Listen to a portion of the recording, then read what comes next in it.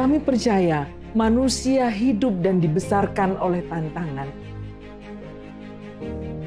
Dengan bimbingan dan konseling, kita memiliki jembatan saintifik agar saling berbagi, mendengarkan dan menemukan jalan keluar. Kami jurusan bimbingan dan konseling berkomitmen mewujudkan jurusan yang unggul dan menjadi rujukan, baik dalam aspek pengajaran, riset maupun pengabdian masyarakat. Jurusan Bimbingan dan Konseling Fakultas Ilmu Pendidikan Universitas Negeri Malang adalah salah satu jurusan kependidikan dengan reputasi cemerlang dalam menyelenggarakan program studi jenjang sarjana, magister, dan doktor. Sebagai jurusan yang terakreditasi A, jurusan Bimbingan dan Konseling terbukti mampu menyelenggarakan tata pamong program studi yang transparan, akuntabel, kredibel, bertanggung jawab, dan adil. Jurusan Bimbingan dan Konseling Universitas Negeri Malang juga berkomitmen untuk proaktif dalam mengantisipasi tren perkembangan zaman, terutama dengan mendorong dan memfasilitasi mahasiswa menjadi sosok yang cakap, kompeten, profesional, dan tangguh di era disrupsi. Sebagai upayanya, kami menerapkan kurikulum berbasis kehidupan dengan pendekatan transdisiplin, di mana mahasiswa bisa menempuh berbagai mata kuliah secara lintas disiplin sesuai dengan minatnya masing-masing. Hal ini kami maksudkan agar memberi ruang yang seluas-luasnya bagi lulusan bimbingan konseling agar mereka profesional. Apakah mau menjadi guru BK yang profesional, menjadi dosen, konsultan, peneliti, pengembang, pengelola dalam bidang bimbingan konseling, atau bahkan menciptakan profesi baru yang terkait dengan bimbingan konseling. Dosen Bimbingan dan Konseling Fakultas Ilmu Pendidikan Universitas Negeri Malang aktif dalam berbagai kegiatan pengembangan diri dengan mengikuti berbagai seminar ilmiah, lokakarya, dan workshop di dalam maupun di luar negeri, baik sebagai peserta maupun sebagai pembicara. Dosen di program studi bimbingan konseling terdiri dari 25 orang, 12 diantaranya bergelar magister dan 13 diantaranya bergelar doktor. Dari 25 orang tersebut, 2 diantaranya bergelar guru besar atau profesor. Dosen-dosen jurusan Bimbingan dan Konseling Universitas Negeri Malang telah menerbitkan berbagai karya ilmiah berupa jurnal dan prosiding nasional dan internasional yang terindeks, buku, dan hak atas kekayaan intelektual.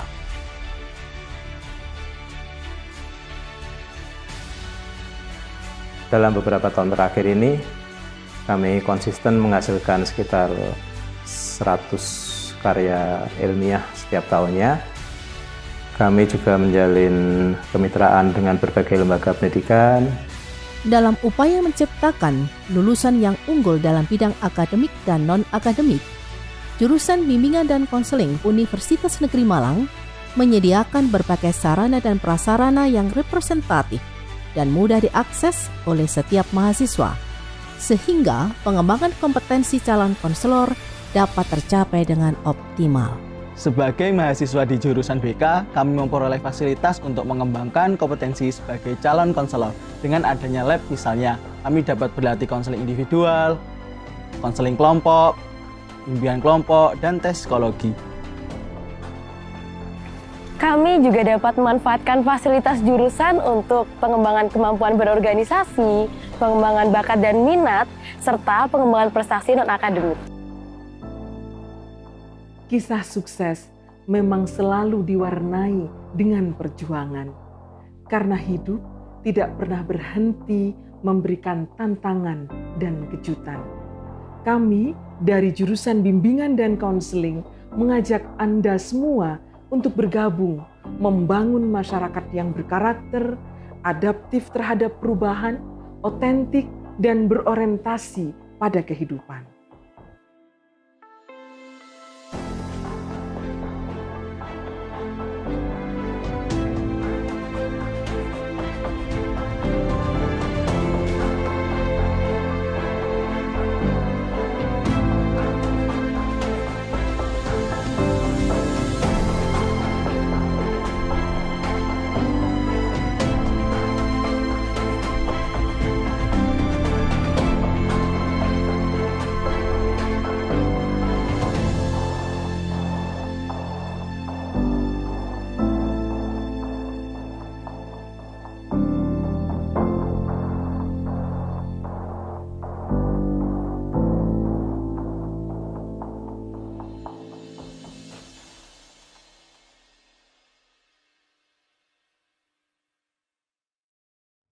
Assalamualaikum warahmatullahi wabarakatuh. Pada hari ini kami akan memberikan informasi terkait dengan profil jurusan bimbingan dan konseling untuk mahasiswa baru tahun 2020 bersama dua narasumber hebat kami, yaitu Ibu Muslihati selaku Ketua Jurusan dan Ibu Elia selaku Kepala Laboratorium BKUM.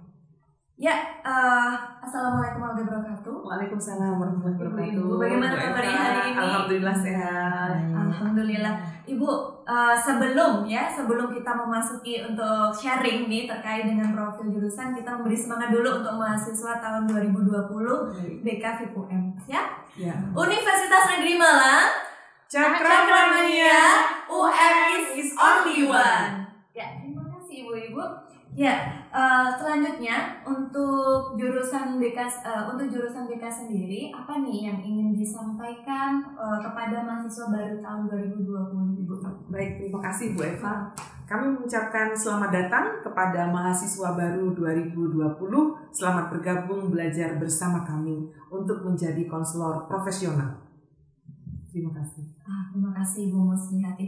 Nah, ini kami mendengar ya bahwa jurusan BK adalah jurusan di UM ya Bu ya, adalah jurusan yang tertua di Indonesia. Nah, ini hal penting apa nih Bu yang terkait sejarah yang perlu diketahui oleh mahasiswa baru tahun 2020? Baik, terima kasih. Jurusan Bimbingan dan Konseling Universitas Negeri Malang adalah salah satu jurusan bimbingan konseling pioner di Indonesia. Karena berdiri sejak tahun 1964 bersamaan dengan berdirinya Universitas Negeri Malang. Dan dalam perjalanan itu BKUM khususnya telah berkiprah membentuk bimbingan konseling Indonesia, karena di UM tahun 1975 berdiri Asosiasi Bimbingan dan Konseling Indonesia. Seperti itu Bu Eva. Masya Allah, ternyata ya mahasiswa di sini tidak salah pilih untuk memilih BK di Universitas Negeri Malang, karena memang di sini banyak pakar dan memang pionernya untuk BK se-Indonesia, untuk jurusan BK se-Indonesia. Oke, selanjutnya Ibu, saya ingin tahu nih untuk visi misinya bagi mahasiswa tahun 2020 ini seperti apa Bu? Baik, sebelum saya menyampaikan visi misi, saya ingin menyampaikan tentang jenjang pendidikan di UM itu sendiri. Karena kita sudah berdiri lebih dari 50 tahun dan kita pioner jurusan bimbingan konseling Indonesia, kita memiliki 3 jenjang pendidikan, yaitu sarjana S1, lalu kemudian magister atau S2, dan yang ketiga adalah jenjang doktoral. Dan kita perlu bangga, jenjang doktoral BK di Indonesia itu hanya ada 3 perguruan tinggi.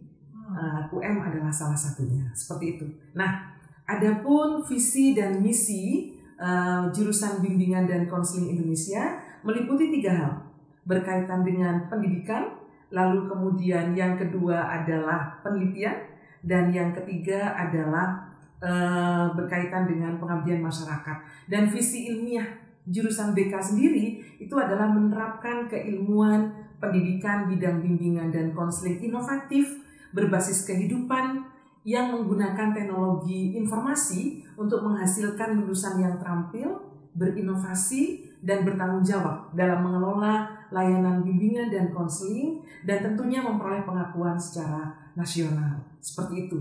Dan ini kami ejawantahkan dalam 3 kegiatan utama, yaitu menyelenggarakan pembelajaran yang mendidik berbasis kehidupan dan teknologi informasi, di mana dalam prosesnya mengintegrasikan hasil penelitian pengabdian kepada masyarakat untuk menghasilkan lulusan yang mampu melaksanakan layanan BK inovatif.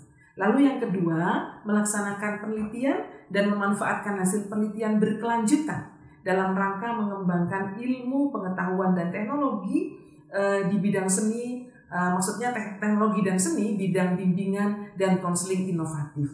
Dan yang terakhir adalah memanfaatkan ilmu dan teknologi seni itu sendiri, tentunya di bidang bimbingan dan konseling ya, inovatif ya, untuk kesejahteraan hidup masyarakat. Seperti itu Bu Eva. Masya Allah, ternyata kompleks sekali ya. Ini sekarang terkait dengan lulusan, profil lulusan untuk jurusan BK sendiri, itu seperti apa Bu? Baik, bimbingan dan konseling Fakultas Ilmu Pendidikan bertekad untuk menghasilkan profil lulusan yaitu sarjana pendidikan bidang bimbingan dan konseling yang menguasai ilmu bimbingan dan konseling sehingga bisa melaksanakan layanan bimbingan konseling inovatif dan memandirikan di berbagai jenis, jalur, dan jenjang pendidikan. Tentu sesuai dengan nilai-nilai ideologi Indonesia yaitu Pancasila. Seperti itu. Masya Allah. Jadi memang khas ya Bu ya? Betul, menghasilkan konselor profesional yang inovatif. Seperti itu. Kemudian untuk lulusan yang kami ketahui untuk mahasiswa tahun 2020 nih terutama, nah bagaimana dengan kurikulum yang sekarang dibuat untuk jurusan BK?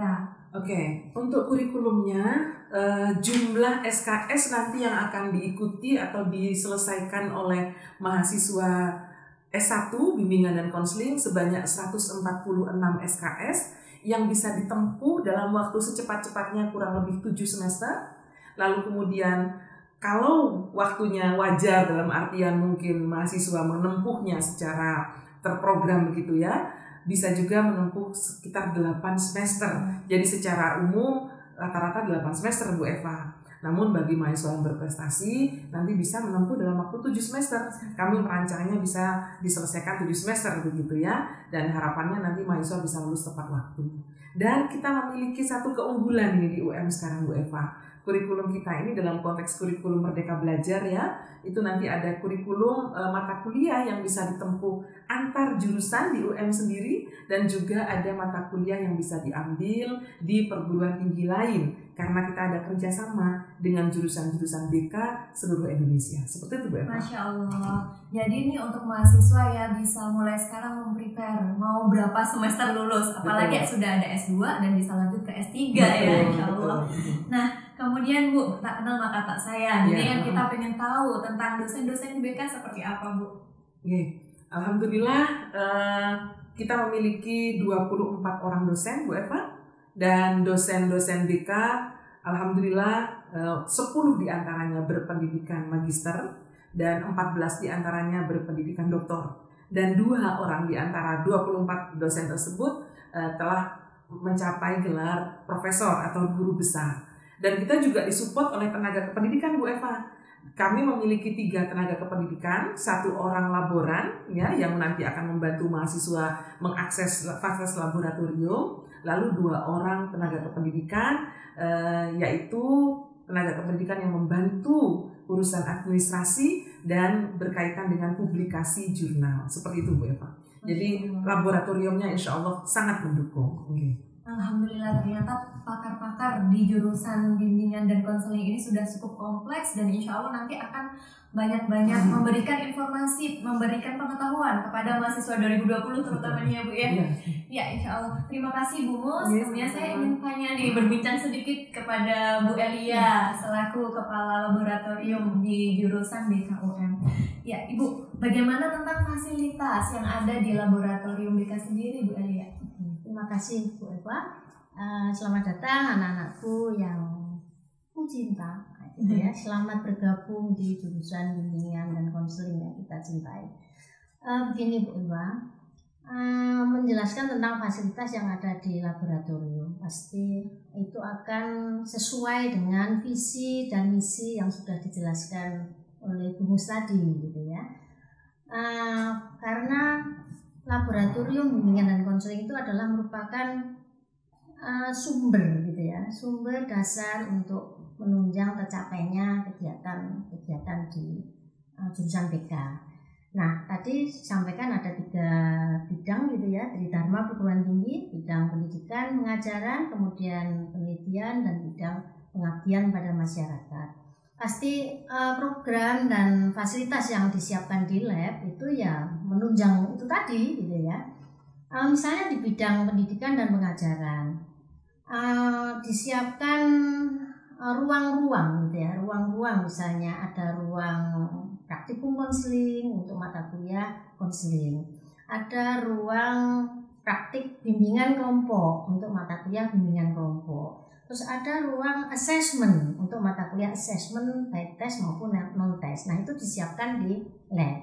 Nah fasilitas yang ada di lab itu bisa digunakan oleh mahasiswa S1, S2, S3 dan dosen gitu ya. Jadi kalau itu dibutuhkan untuk kegiatan perkuliahan ya pasti menyampaikan kepada kami gitu ya, menyampaikan kepada kami dan kami memfasilitasi itu. Kemudian di bidang penelitian gitu ya, di lab itu ada ruang baca, kemudian ada ruang bibliokonseling, biblioterapi gitu ya, yang itu juga digunakan oleh mahasiswa yang menyelesaikan skripsi misalnya, dan mereka bisa baca-baca di sana gitu ya. Kemudian di ruang biblio itu di samping juga untuk ini mata kuliah, juga untuk penelitian dan pengabdian gitu ya. Jadi bisa membaca di situ. Kemudian disiapkan buku-buku karena kan ada orang tuh yang tidak bisa menyampaikan masalahnya kepada orang lain dengan berbicara gitu ya, sehingga ini harus membaca. Nah, kami siapkan buku. Jadi di samping nanti mahasiswa ini akan memberikan pelayanan pada siswanya kelak, tapi juga bisa saja ada fungsi self help gitu ya, bisa membantu dirinya ketika saya merasa ragu, kok ini menjadi orang sukses misalnya gitu ya. Oh, bagaimana menjadi orang sukses? Dia baca, diharapkan dia bisa membantu dirinya sendiri. Kemudian di bidang pengabdian kepada masyarakat gitu ya, biasanya kan ada lanjutan dari bidang penelitian kemudian dilakukan di pengabdian pada masyarakat gitu ya. Ada produk-produk penelitian, produk mata kuliah media gitu ya, itu bisa digunakan dan itu disimpan oleh dosen dan mahasiswa di laboratorium. Nah, harapannya adalah dengan ruang-ruang, kemudian ada fasilitas itu, ada ruang media, ada ruang komputer gitu ya. Nah, itu diharapkan bisa menunjang ini tadi yang harapan mau cepat 7 semester misalnya gitu ya, itu bisa menunjang itu. Ya, kira-kira begitu Bu Eva. Terima kasih Bu Elia. Alhamdulillah ternyata laboratoriumnya pun cukup lengkap dan nanti bisa digunakan oleh mahasiswa maupun dosen. Tentunya nanti bisa langsung kolaborasi atau izin dengan Ibu Elia maupun Bu Musia untuk prosesnya. Terima kasih kepada ibu-ibu karena telah sudah memberikan informasi. Semoga jurusan BK semakin berjaya ke depan dan mahasiswa 2020 bisa sukses lancar ya Bu studinya. Ya, mungkin itu saja dari kami terkait dengan pemaparan profil jurusan bimbingan dan konseling FIP UM 2020 ini. Terima kasih. Wassalamualaikum warahmatullahi wabarakatuh. Waalaikumsalam warahmatullahi wabarakatuh. Assalamualaikum warahmatullahi wabarakatuh. Saya akan memperkenalkan diri saya. Saya Nur Hidayah yang mendapatkan tugas tambahan untuk menjadi Korprodi S2 dan S3 Bimbingan Konseling Fakultas Ilmu Pendidikan Universitas Negeri Malang. Program Magister terakreditasi A dengan struktur kurikulum beban studi mahasiswa sebanyak 36 SKS yang bisa ditempuh selama masa studi 3 sampai 4 semester. Sedangkan untuk program studi doktor, bimbingan dan konseling, akreditasinya B. Beban belajar yang akan diselesaikan oleh mahasiswa S3 sebanyak 42 SKS dengan masa studi 5 sampai 6 semester. Selanjutnya saya akan memperkenalkan visi, misi, dan profil masing-masing program studi magister dan doktor. Jumlah mahasiswa yang teridentifikasi pada hari ini 10 Agustus 2020, mahasiswa program magister sebanyak 127 orang. Sedangkan mahasiswa program doktor sebanyak 66 orang. Saya akan menyampaikan bahwa visi ilmiah Magister S2 Bimbingan dan Konseling Fakultas Ilmu Pendidikan Universitas Negeri Malang bahwa program Magister Bimbingan dan Konseling akan dicapai pada tahun 2030, yaitu mengembangkan keilmuan pendidikan, bidang bimbingan dan konseling inovatif berbasis kehidupan secara inter dan multidisipliner menggunakan teknologi informasi untuk menghasilkan lulusan kapabel berinovasi yang mendapat pengakuan secara nasional dan atau internasional. Misi ilmiah Magister Bimbingan dan Konseling Fakultas Ilmu Pendidikan Universitas Negeri Malang. Yang pertama, menyelenggarakan pembelajaran yang mendidik berbasis kehidupan dan teknologi informasi dalam pengembangan ilmu pendidikan bidang bimbingan dan konseling inovatif. 2. Melaksanakan dan memanfaatkan penelitian yang berkelanjutan dalam pengembangan ilmu, teknologi, dan seni bidang bimbingan dan konseling inovatif dan teruji secara inter atau multidisipliner serta mendapat pengakuan nasional dan atau internasional. Misi yang ketiga, melaksanakan dan memanfaatkan ilmu, teknologi, dan seni dalam bidang bimbingan dan konseling inovatif dan teruji secara inter atau multidisipliner untuk kesejahteraan hidup masyarakat. Profil lulusan Magister Bimbingan dan Konseling yaitu menguasai ilmu pendidikan bidang bimbingan dan konseling yang mampu merancang, melaksanakan, mengevaluasi, dan menginovasi pembelajaran, penelitian, dan layanan bimbingan dan konseling, memandirikan, inovatif, secara inter dan multidisipliner sesuai dengan nilai-nilai Pancasila.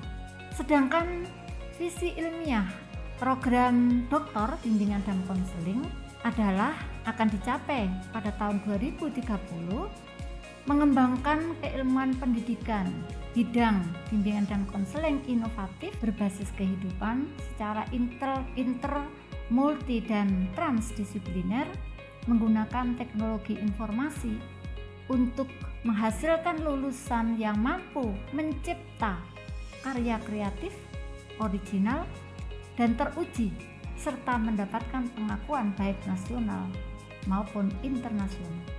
Misi ilmiah S3 Bimbingan dan Konseling yang pertama, menyelenggarakan pembelajaran yang mendidik berbasis kehidupan dan melalui teknologi informasi yang mengintegrasikan riset dalam pengembangan ilmu pendidikan bidang bimbingan dan konseling.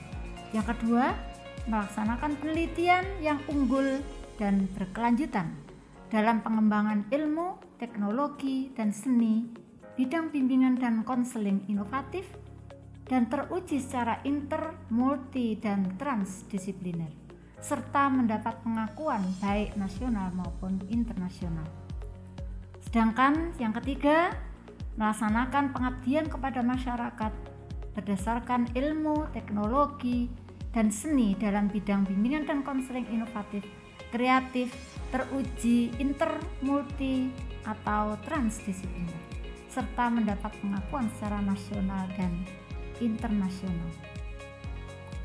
Profil lulusan S3 Bimbingan dan Konseling, Doktor Pendidikan bidang bimbingan dan konseling yang menguasai ilmu pendidikan bidang bimbingan dan konseling, yang mampu merancang, melaksanakan, mengevaluasi, dan menginovasi pembelajaran, penelitian, dan layanan bimbingan dan konseling memandirikan, inovatif, kreatif, original, dan teruji secara inter, multi, dan transdisipliner sesuai dengan nilai-nilai Pancasila. Pada program magister dan doktor bimbingan dan konseling telah didukung oleh dosen-dosen pengajar.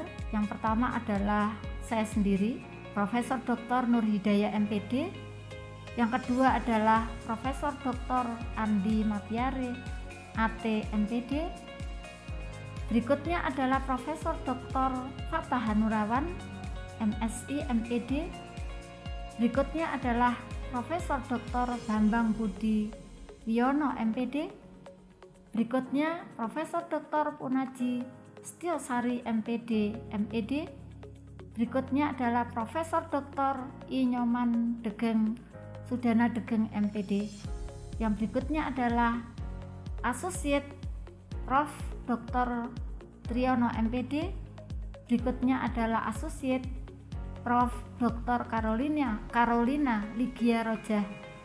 MKes. Berikutnya Associate Prof. Dr. Im Hambali MPD. Berikutnya Associate Prof. Dr. Blasius Bolilasan MPD. Berikutnya Associate Prof. Dr. M. Ramli MA. Berikutnya Associate Prof. Dr. Adi Atmoko MSI. Berikutnya Associate Prof. Dr. Heni Indriswari MPD. Berikutnya Associate Prof. Dr. Mustihati MPD. Berikutnya Associate Prof. Dr. Arbin Janu Setiawati MPD. Dan pemungkasnya adalah Associate Prof. Dr. Dini Hidayatur Rahman MPD. Fasilitas pendukung di dalam program studi bimbingan dan konseling S2 dan S3 Fakultas Ilmu Pendidikan Universitas Negeri Malang adalah ada ruang kuliah yang sangat dilengkapi dengan fasilitas perkuliahan yang standar, lab assessment, lab konseling baik online maupun offline, lab media bimbingan dan konseling, ruang referensi, akses jurnal internasional bereputasi, International Conference Index. Demikian fasilitas pendukung yang dimiliki oleh program studi magister dan doktor Universitas Negeri Malang.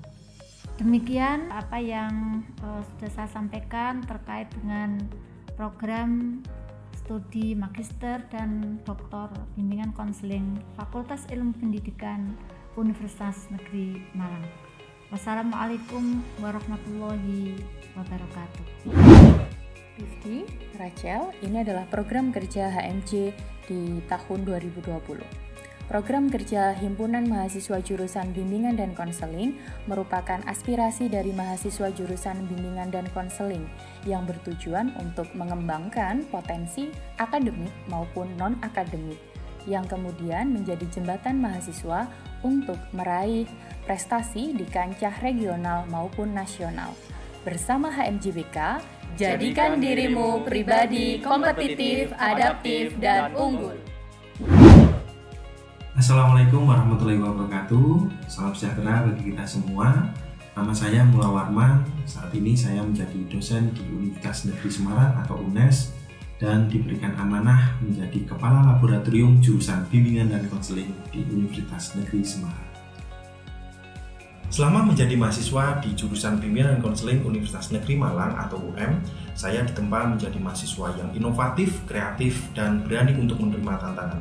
Sehingga saya bisa membangkitkan atau saya bisa mengembangkan potensi yang saya miliki dengan baik. Dan saya bersyukur menjadi bagian dari alumni jurusan Bimbingan dan Konseling Universitas Negeri Malang. Sukses selalu dan siap selalu.